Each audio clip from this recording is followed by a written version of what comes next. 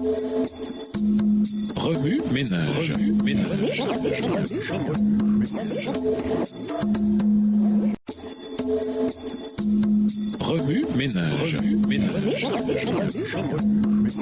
Bienvenue à votre émission Remue ménage. Nous voyons de lundi interpréter des dons surnaturels. Dans Apocalypse 15, verset 6 et Apocalypse 5, versets 9 et 10, nous apprenons que le sang du Christ a payé non seulement notre salut, mais aussi notre restauration en tant que prêtre de Dieu. Nous voyons ici un lien étonnant entre la croix et notre appel au ministère. Sur la croix du Calvaire, ce qui avait été enlevé à Adam et Ève dans le jardin, leur lien sacerdotal avec Dieu, a été merveilleusement et éternellement restauré. C'est aussi un excellent rappel qu'en tant que ses prêtres, nous devons protéger nos oreilles, faire attention à ce que nous disons et à quand nous le disons, et aller uniquement là où Jésus nous conduit. Ellen White l'a exprimé ainsi: par son humanité, le Christ est venu en contact avec l'humanité. Par sa divinité, il s'est saisi le trône de Dieu. En tant que fils de l'homme, il nous a donné un exemple d'obéissance. En tant que fils de Dieu, il nous confère le pouvoir d'obéir. Extrait du livre Jésus-Christ, chapitre 1, page 15, écrit par Ellen G. White. Remarquez de nouveau que les prêtres étaient roints d'huile. Lévitique 8, les versets 12 et 30.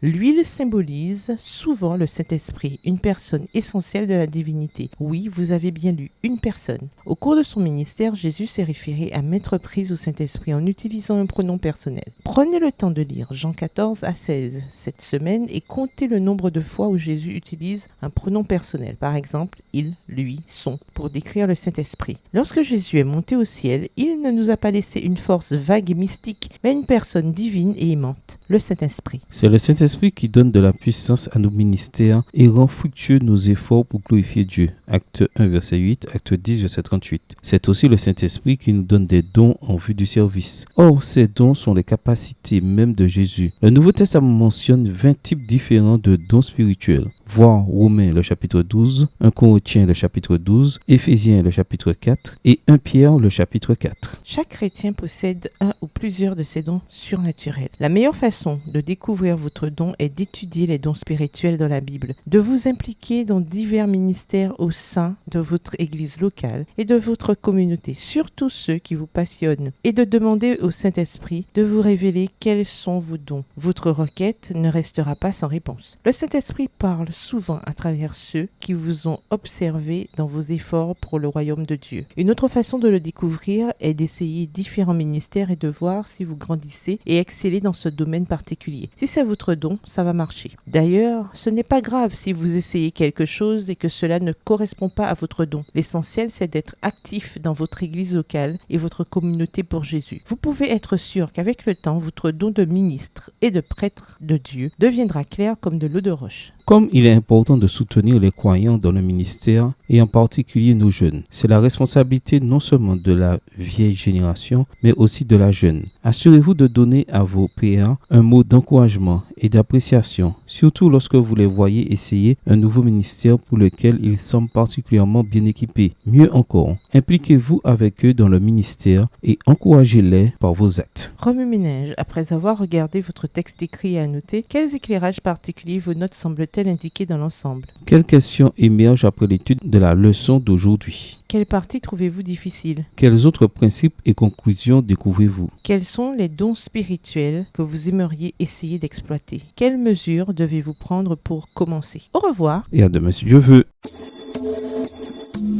Remue ménage. Remue ménage.